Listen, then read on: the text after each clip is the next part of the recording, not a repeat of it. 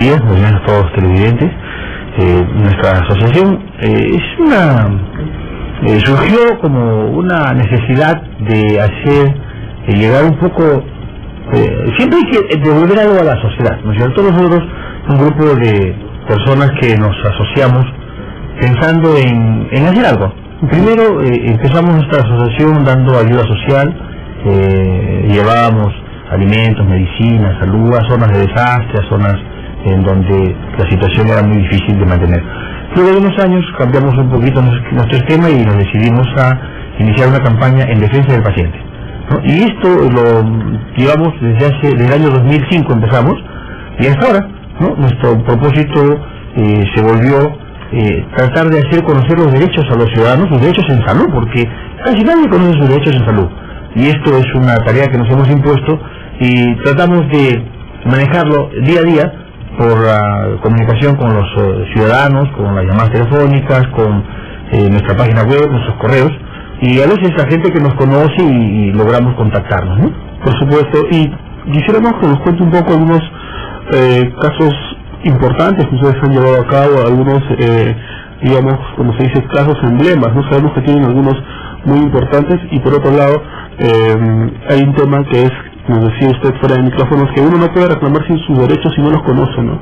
Claro, ese es uno de los temas más importantes en los cuales nosotros nos hemos involucrado, porque hace más o menos un año y medio empezamos a hacer nuestras charlas de capacitación en salud. Lo hemos hecho en algunos colegios, en algunos grupos de madres, en algunos grupos de trabajadores del Ministerio de Salud, donde hemos intentado hacer conocer cuáles son sus derechos. Por ejemplo, un caso emblemático que mencionó en este momento, y nosotros hemos podido detectar y nos fue muy difícil lograr que nos den la razón, es el cobro de las tarjetas de atención o carnet de identidad o apertura de historia clínica, nombres similares todos, porque era en el contexto de cobrar al paciente un monto adicional a su consulta. Supongamos, un paciente va al hospital, el hospital del niño, por ejemplo, uno de los hospitales más emblemáticos que hemos trabajado. La consulta médica cuesta 8 soles y la tarjeta de atención se le vendían al paciente en 6 soles. Es decir, era una doble consulta prácticamente. Bueno, nosotros lo llamamos pago indebido. Y eso lo denunciamos en diferentes entidades estatales y a las finales, luego de varios años, la Defensoría del Pueblo, en un informe de adjuntía del 05-2010 de este año, nos reconoció que nuestro trabajo y nuestra denuncia era cierta, ¿no? Que este era un cobro indebido. Y a partir de ello, nosotros hemos insistido en las entidades del Estado, en este caso el Ministerio de Salud, para que se tome en cuenta este análisis de la situación y se determine que este cobro indebido cese, que salga de los tarifarios, de los hospitales y de los establecimientos de salud a nivel nacional, ¿no? Y eso lo hemos logrado. Ahora en el hospital del niño la gente que llega paga su consulta 8 soles, ya no paga carnet de atención 6 soles, y cuando se le perdía tiene que pagar 4 soles. Eso nosotros lo hemos podido lograr a través del tiempo. Y este es un derecho que la gente no conocía, el pago indebido. Esto se repite en todo establecimiento de salud a nivel nacional, ¿no? Entonces, en la medida que el público y el usuario conozca que este es un pago indebido y que no se le debe solicitar, irán extendiendo sus derechos y nos iremos creciendo, pues la base de la defensa de los derechos de los pacientes va a ir aumentando en la medida que el ciudadano conozca su derecho. Correcto.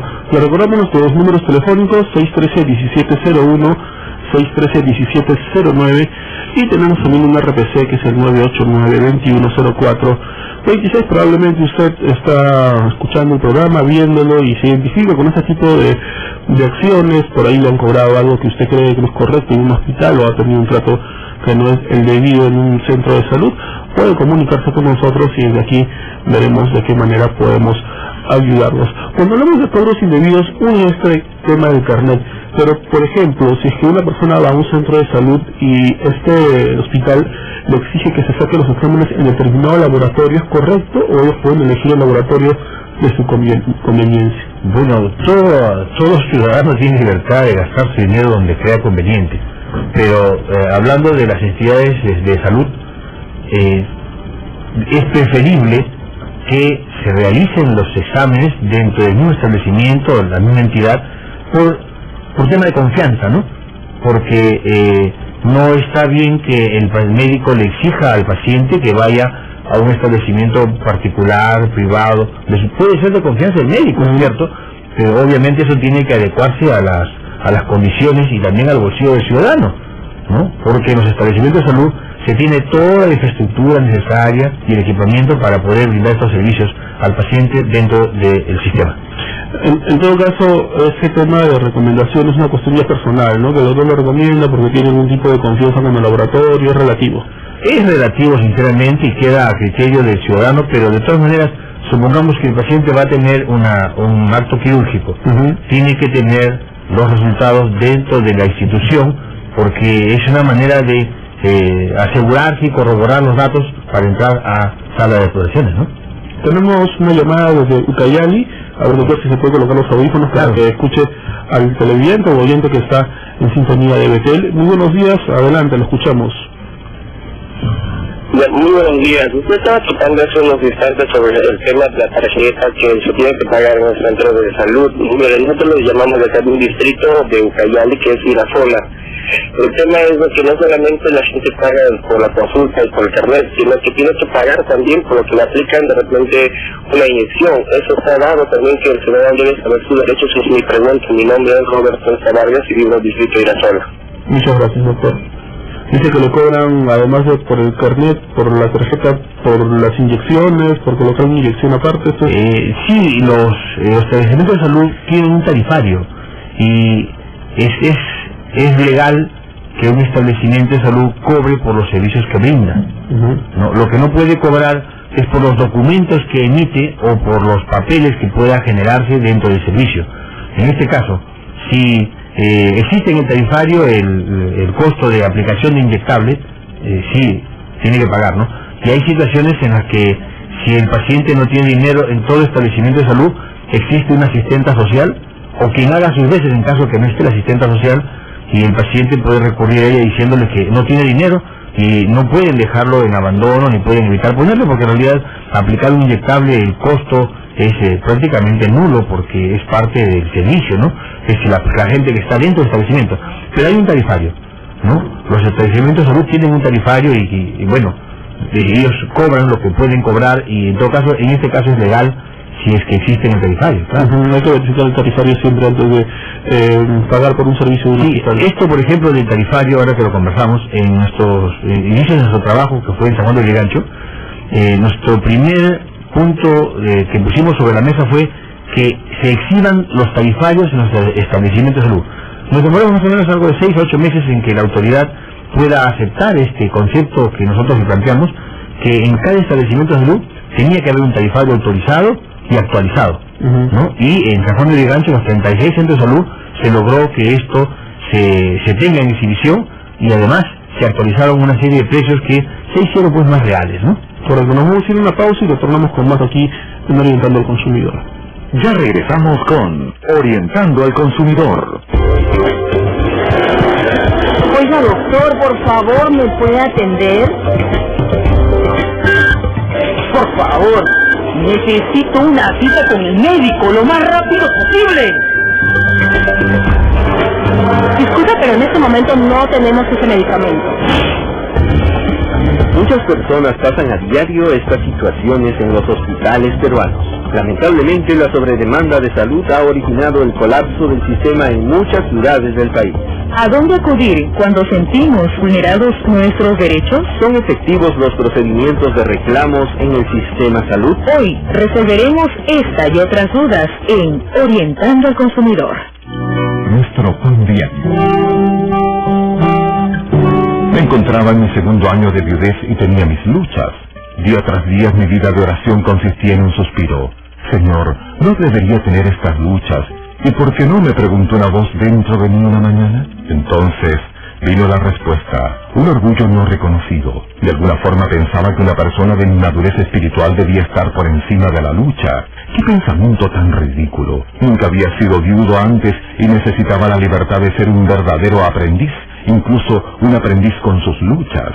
Al mismo tiempo me acordé de la historia de un hombre que llevó a casa un capullo para poder ver salir a la mariposa. Cuando la mariposa luchaba para salir por la pequeña abertura, el hombre la agrandó con un corte de tijeras. La mariposa salió fácilmente, pero sus alas se consumieron. La lucha por la estrecha abertura es la manera de Dios de forzar líquido de su cuerpo a las alas. El recorte misericordioso en realidad fue cruel. Hebreos 12 describe la vida cristiana como una carrera que implica aguante, disciplina y corrección. Nunca pasamos de la necesidad de una lucha santa contra el yo y el pecado. A veces la lucha es exactamente lo que necesitamos para llegar a ser lo que Dios quiere que seamos.